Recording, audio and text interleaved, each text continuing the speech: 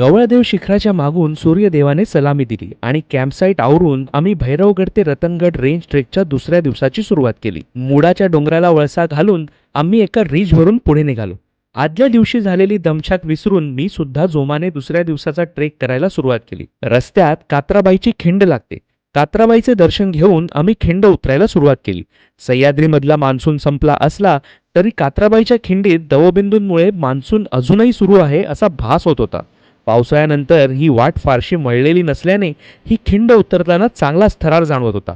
खिंड उतरून आम्ही रतनगडच्या टी जंक्शनला पोहोचलो. लिंबू पाण्याचा ब्रेक घेतला आणि शिडीच्या मार्गाने रतनगड चढायला सुरुवात केली आणि गणेश दरवाजाने गडावर पोहोचलो.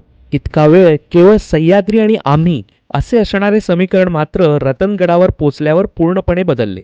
रतनगडाच्या नेड्यात तर प्रचंड गर्दी होती. त्यामुळे तिथे जास्त वेळ न घालवता आम्ही त्रिंबक दरवाजाच्या मार्गाने गड उतरायला सुरुवात केली. पूर्वी रेलिंग नसताना इथल्या पायऱ्या फारच थरारक वाटायच्या. या मार्गाने आता बऱ्यापैकी रेलिंग केलेले आहे. तरीही काही पॅचेस या रूटमध्ये नक्कीच थरारक वाटतात.